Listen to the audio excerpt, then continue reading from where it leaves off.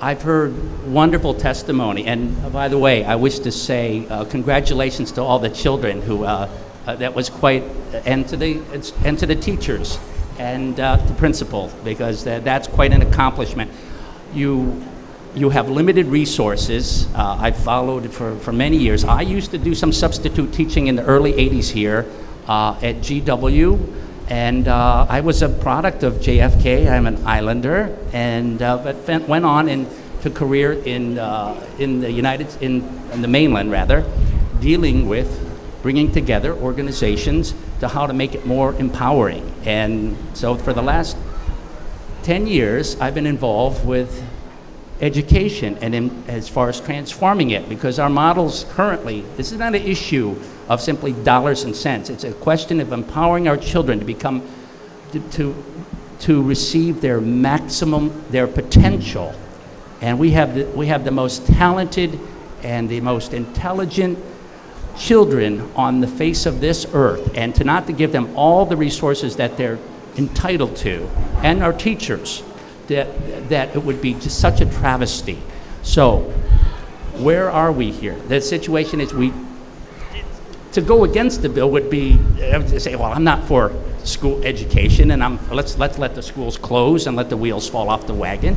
No, we need we have to become more impassioned and more as far as bring our focus, as far as for our mayor and for his support. We thank him for that, and his staff, and as well as the legislature and our people, as far as to make even more productive students, as far as to say this is a true gem of education.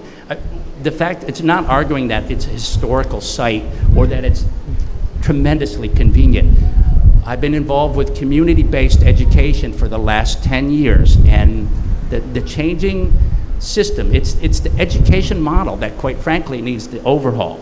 But the point is, what we have, we can work within by empowering by greater tools, more cost-effective means of being able to address our infrastructure, our schools, and to help our teachers in terms of giving them the most highly advanced technical tools, technology, so that they can remain close within their community, and to partner with the community to allow the opportunity to, after hours, to create a very strong community center that will empower not just our children, but our families and parents, and that will help change the social paradigm. This is not just simply ideas, a concept. This is already being practiced now with our organizations throughout the South, because we have educational models that have been totally reformed because of their problems in education. So we have statewide schools that have a blended model of using technology and community-based centers, schools, if you will, or large community centers that allow the ability to have classes and empower our children and allow them full access, even in the evenings with their families. So it creates the ability of a tighter community. So we're in the right direction. We have to unify. We have to be advocates of continued improved public education. So I'm supportive of this. The point is, we have to look very hard as far as the issues of the budget are dollars and cents, and they'll never go away here. But the point is, we can make a much stronger stand as far as we can help try to, our 58% that have been above there, we want to raise that to 100%. And we can do that as far as with your support of the parents and the teachers and our community. And that's all I have to say for the moment. So thank you very much for that, Senator. Thank you so much for coming out. Senator Rogan, do you have any questions? Thank you very much, Mr. Chairman. Pete, I thank you for your testimony, and I think you're right, Senator, shooting from 57% to 100%, but I still go back to my assessment is that 50%, 57% across the nation is a tremendous accomplishment of this school. Absolutely. Auntie Chilang and Auntie Rosario, I appreciate your comments, and let me just share something with you. First and foremost, this is an incredibly successful story. Just the 57% in terms of the accomplishments education-wise. We're not talking about maturity. We're not talking about other skills, sports skills. We're talking about academically. And that's exactly why the Department of Education is in place.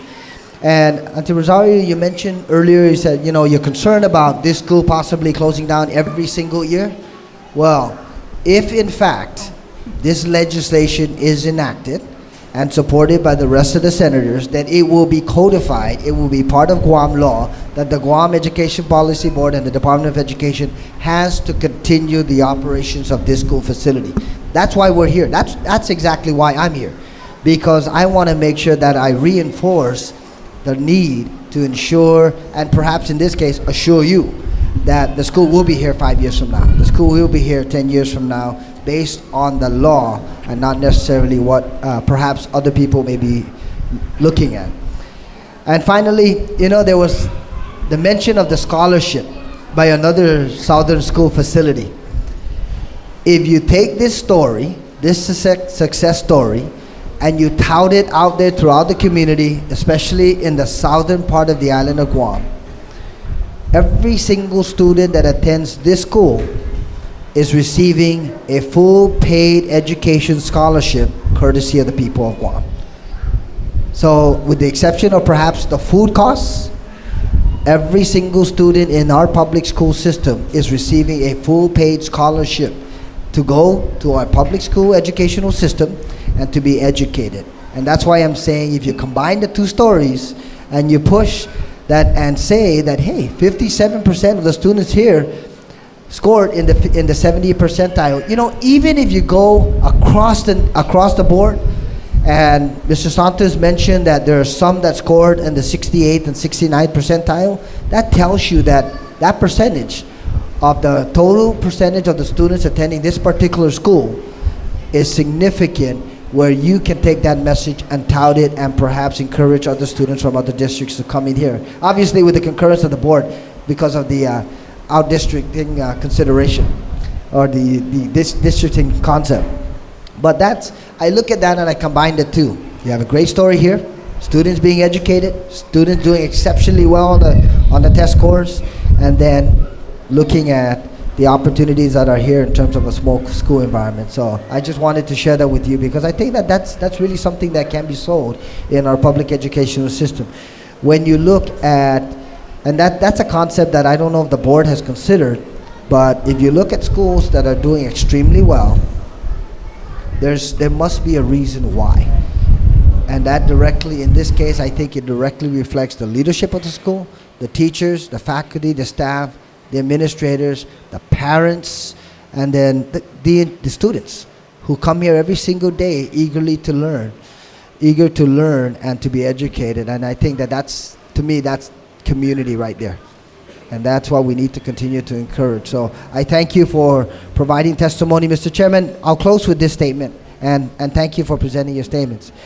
As I'm hopeful that with the 100% testimony here today, endorsing this concept, and I understand where the board's coming from, but please, board members, acknowledge that we'll try to find the money every single year. But with 100% testimony provided here today, with zero opposition, I certainly hope that will be enough evidence for our colleagues to consider supporting this legislation so that we can in fact assure Ms. Kanata and the other teachers and everyone, the community here, that they will be here next year. They will be here 5 years from today, and they will be assured that they will continue to have their own school environment. Thank you very much, Mr. Chairman. Thank you. Thank you.